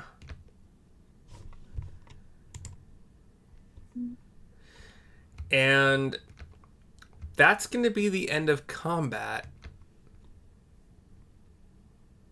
But y'all can decide what you want to do with that information. Woohoo! Right? So... Oh, is anybody hurt? Is anybody hurt? Oh, I took some damage. Sarissa can touch herself and heal herself. Is anybody else needing... But Bugdob's... Right? Bugdob, so... Well, first, Sarissa will lay her hands on Bugdob and give him... He needs 1, 2, 3, 4, 5 to get back up to us. So Sarissa will put her hands on Bugdob and heal him up first off. To be like, you feeling better, Bugdob? Let's see. So 2, 3, 4, 5. here's the thing. This should theoretically be our last session. So let's try to dial it in, I guess, for the last... Like, try to finish it here. Unless anybody has any objections, like they want to do something immediately, like right now, here. Because I would assume you guys would want to explore this keep for treasure and loot the bodies. Yeah. Okay. It's definitely what we would do. Let's go with that assumption first. No question about it. Yeah, it's not a priority, but we ain't got nothing else to deal with right now. I don't know what you would do before that, in all honesty, aside from healing, camping, etc. There are no threats here. You've eliminated the threats. When you get about to exploring the keep, you're keeping in mind that the others were adamant that they would split whatever treasures and stuff was found here. Like, they would get a portion for being here first and allowing you to explore and plunder without a fight. There's no treasure in this entire keep. There's nothing. So we searched the bodies of the others. We searched the she-elf. I just want to make sure that I'm clear on that, because I think that's what the book says, but I want to make sure. The she-elf has her longbow. Their horses, I think their horses are still in the stable. Cryovane didn't have a horde? Cryovane did not have a horde. There was no dragon horde in this book. It was just to stop the dragon from killing people and destroying towns. And we're going to cut this dragon up. Mission's accomplished. Yep, mission was accomplished. You will get... I'll have to figure out what the reward would be. In, like, not the main big town, but the one you guys all started. I can't remember the name of it right now because it's been a while since we've been there. I felt like there was a room there was like... While I'm looking for whether or not there's a hidden room with some hidden stuff... You know what? You guys didn't do a whole lot of exploration into what could be like secret rooms. Like, you didn't do any searching for that whatsoever. But given the time that you have on your hands, let's just assume that you would. So you found an area with 3 regular potions of healing.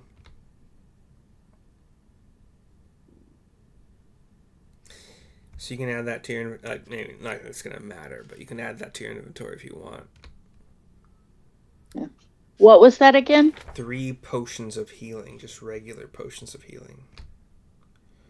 First, we'll pop the top off one of them and down it, because she's taking some damage. Because her jazz hands isn't going to... She still took damage. I'm trying to speed read through this, and there were some secret passages, but they were not to, like, get through into, like, secret treasure rooms. They were really just to maybe, like, make it easier to sneak up on the dragon, I think, is the point of them.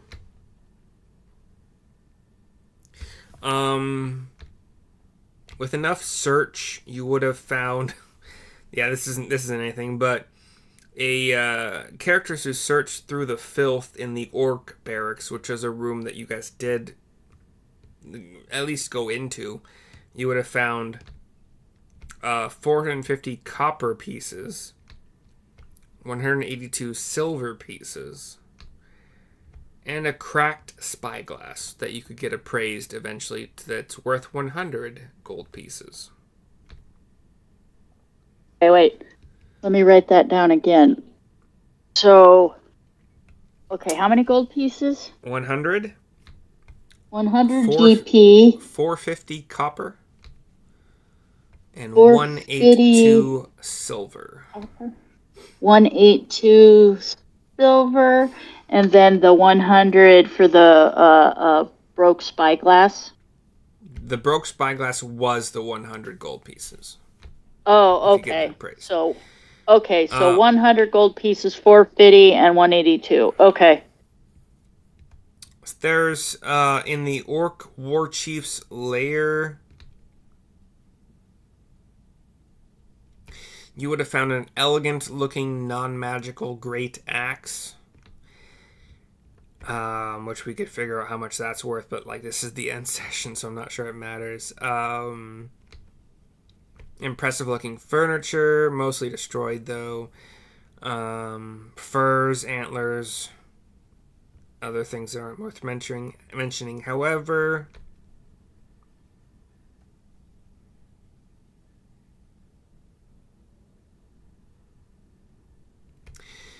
there are 6 branches of red coral worked into the design of an ornate chair.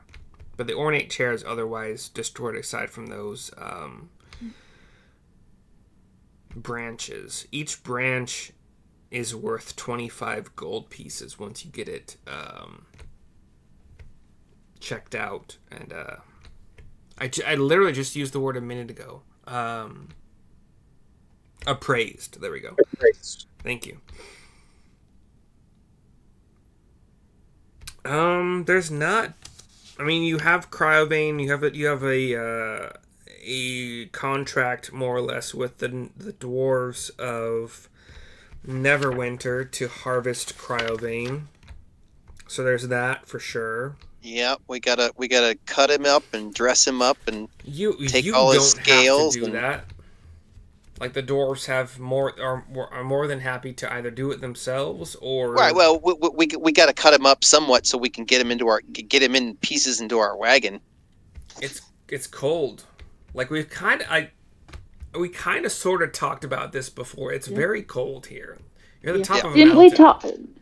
The dragon will keep. Yeah. Yeah, we talked about we weren't too worried about it because we could. You guys bought the goats or mules or whatever they were to cart that cart up here, but I never thought you needed to. I was just letting you do it because that's your character choices, but it'll keep.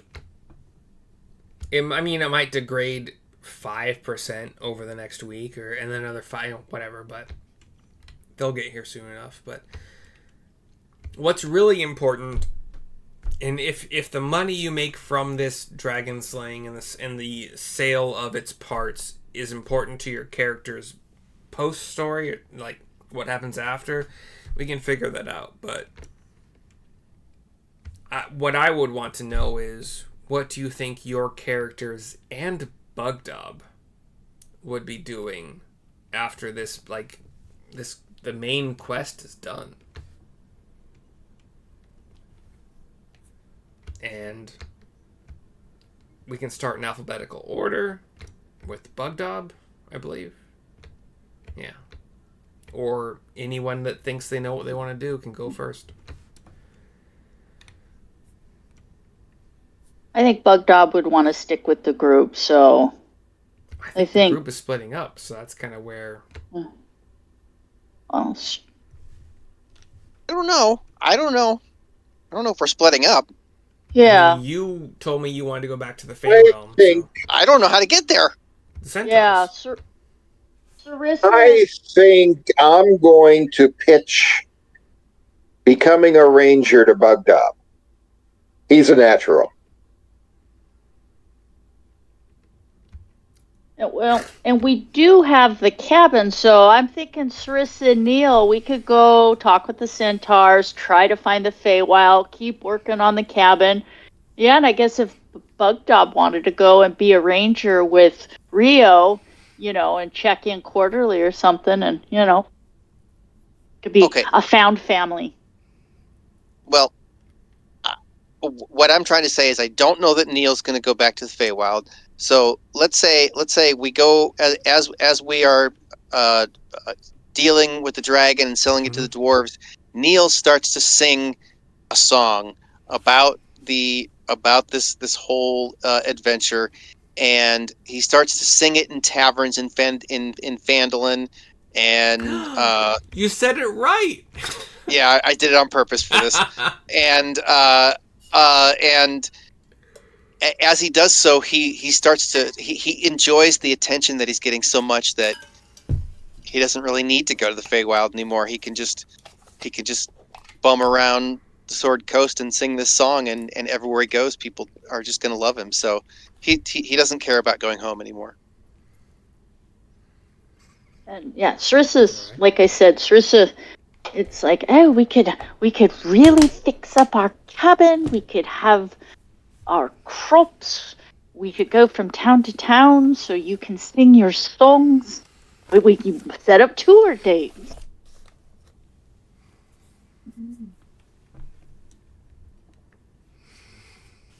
So it sounds like Neil and Sarissa would like to kind of stick together, and it kind of sounds like they'd like Bugdob to stick together as well with them. Yeah. Rio. Yeah, I wouldn't leave. How does that work out with Rio's ideas? Does Rio want to go back solo? Does he want to stick with the group? Well,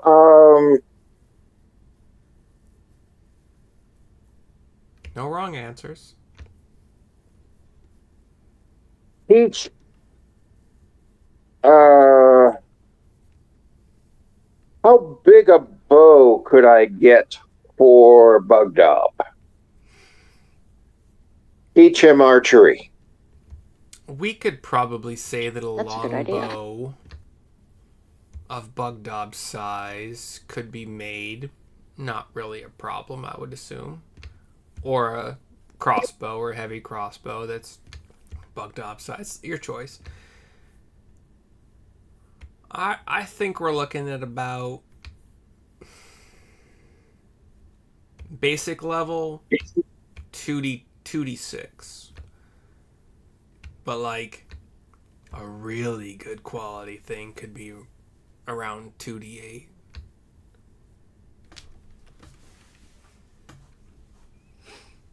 That would cost something. And get him some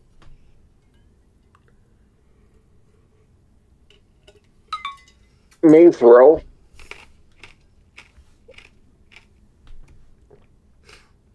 So he wouldn't be quite so noisy. Okay, to replace his plate, gotcha. Get him some padded mithril chain or something, and teach him rangering. Okay. It might take 100 years or so, It might but take a I've got the time. Bugdob's stealth skills are not necessarily the best at this point in time. He's more of a strengthy boy, but could happen.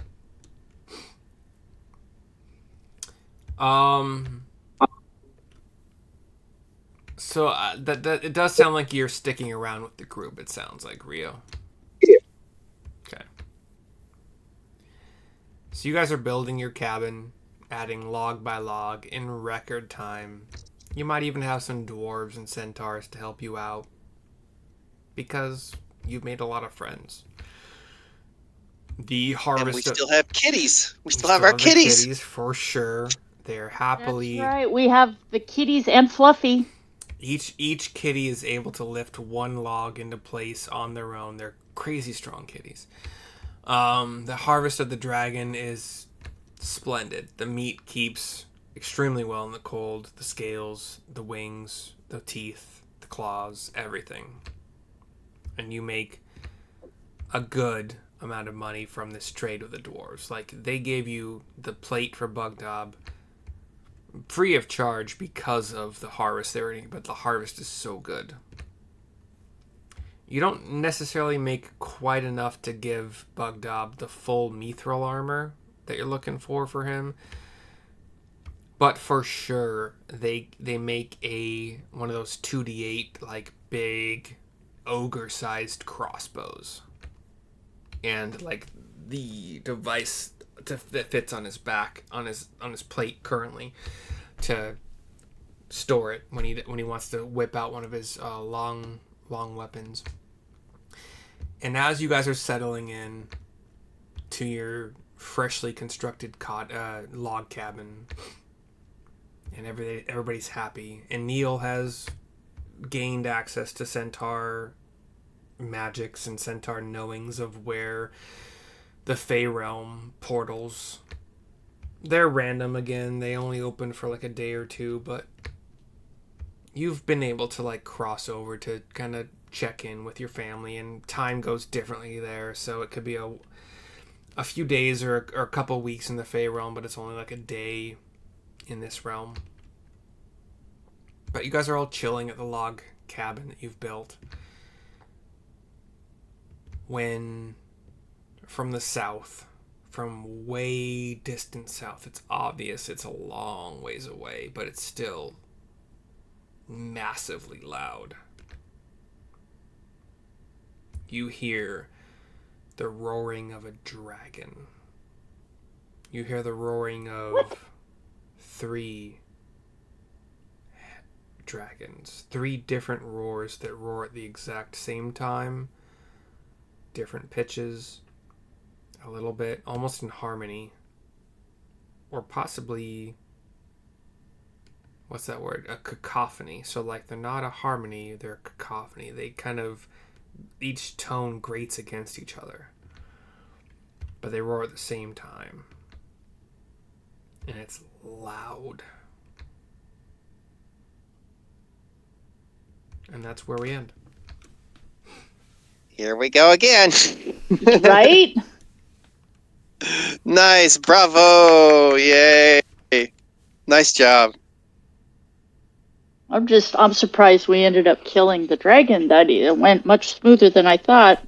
Yeah, the hit points were even lower than what you guys actually eventually did to it. It's just that opening salvo of the rolled oil barrels, and yeah, I probably allowed too much damage, but well, I wasn't going to take it back, so. The mist, I thought the misty step onto the dragon's back, I thought, well, this is going to go one of 2 ways. I even allowed the dragon to heal a little bit at a time, like a little bit per minute for all the time it took for you to go from exploding the barrels on the dragon to finally making your way up through the fight and so I allowed a little bit of healing every minute, but it still didn't make a difference. And that's not in the book. The book is not like, hey, the dragon heals a little bit. But We lost Justin. he's back. So for the 3 dragons we heard, is there another adventure that has that? The book that theoretically follows this book is in regards to Tiamat. I think it's like Queen of the Dragons or something. Yeah, like isn't that. it like the Tyranny of dragon Dragons. deity? I think it's called Tyranny of Dragons. It starts at level 7, goes to level 14?